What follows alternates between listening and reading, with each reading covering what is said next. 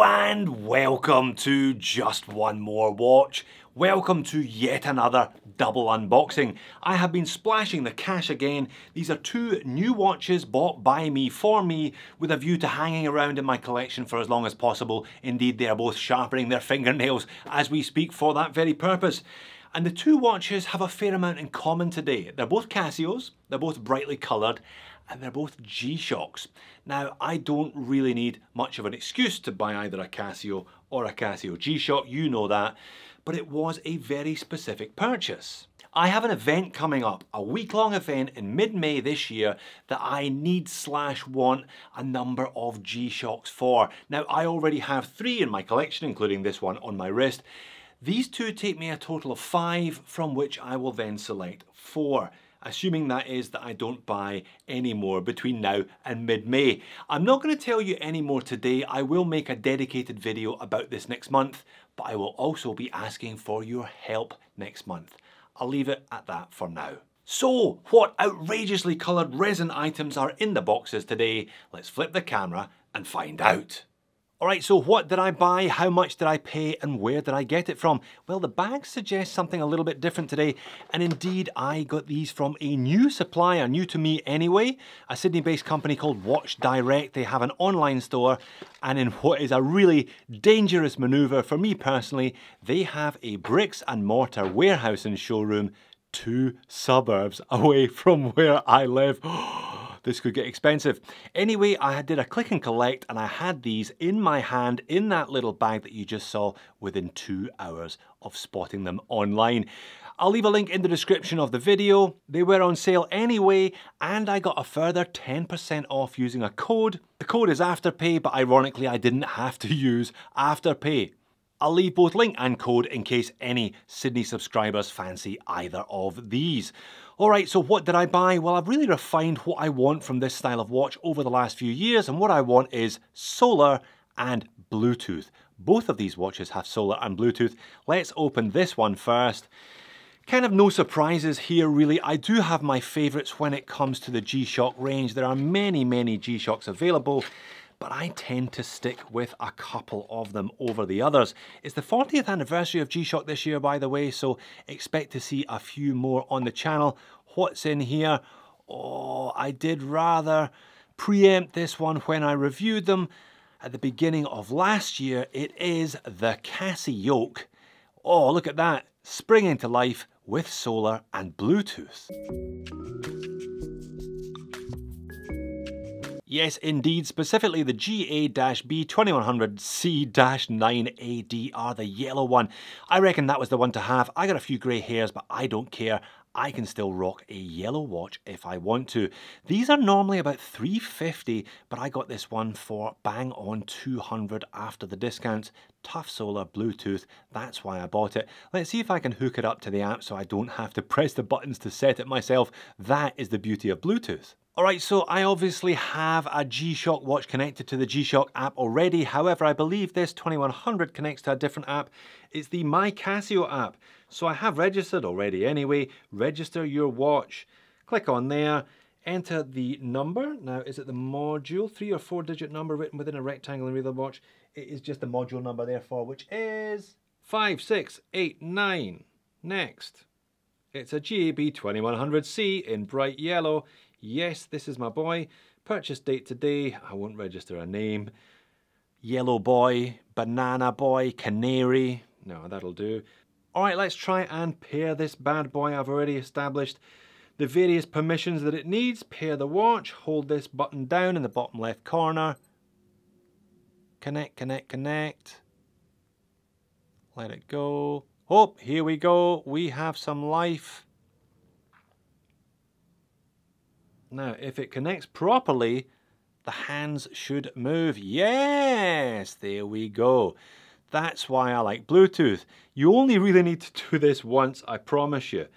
It will then automatically sync up to your phone a number of times a day if you allow it to. If you don't allow it to, well, you can hook it up occasionally as you feel the need if you're switching back from summertime to wintertime, etc. All right, low battery, you can set the alarms, blah, blah, blah. All right, very good. That's it connected then. Yellow boy, banana boy, canary boy, I'll give it a name. at some point. Alright, so that's it hooked up and set to the right time and date, etc. What about dimensions? Like I said, I prefer a couple of different styles of G-Shock, one of which is the Casio because it's so wearable. 45.5mm in diameter, which sounds like a lot, but it doesn't wear big because 11.6mm thick and a 48.5mm lug to lug. Those are very reasonable dimensions. Lug width, not applicable today. But weight is very much applicable, 51 grams. It really doesn't feel like a lot of watch on wrist at all. 200 meters of water resistance is customary for all G-Shocks, and the movement in this one is a Casio module 5689. That was the code I had to punch into the app to get it to recognize it. And there you are, the watch blogger's favorite, a pop of color on wrist. Actually, there's a couple of different colors, aren't there? We've got those big white hands, slightly grey indices, black dial. We've got that yellow sub-register hand over there, the multifunction hand at the 9. And we have a little touch of red and a little touch of blue, advertising the fact that this one is tough solar and Bluetooth. LCD screen, not massively legible. They are quite small on all of these Casios. Like these ones are, you're not necessarily relying on the LCD anyway. That's me now got two Casios. I'll be keeping the old one as a bit of a mod base, I think, but Banana Boy over here will be my new Casio of choice. Well, how on earth do you top a bright yellow Casio? Well, the contents of this little box is going to have a right good go, I promise you. I do like the GA2100 series. They wear well, they're light, they're comfortable, they fit me nicely, but my heart has always belonged to and will always belong to the squares, the traditional 5600s. I've had a number of them over the years. This is my latest one. Is it my greatest one?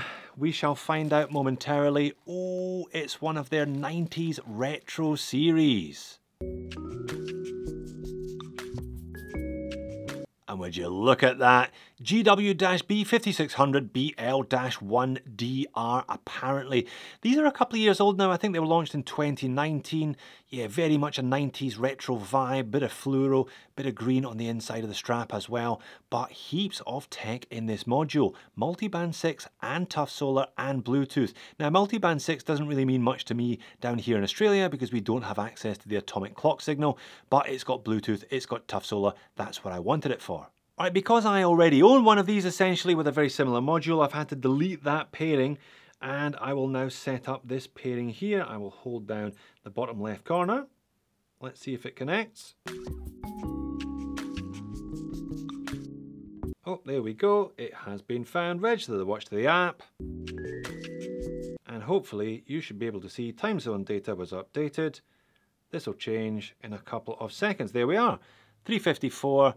Fantastic, spot on. Now, I guess I'm now stuck. I've got two of the same watch essentially, so one is going to be connected to the phone whilst the other is not connected to the phone. These are plus or minus 15 seconds per month, I think, standard deviation. I know the other one is losing about 1 second per 2 months, so maybe I'll just leave that one unconnected and see how this one gets on.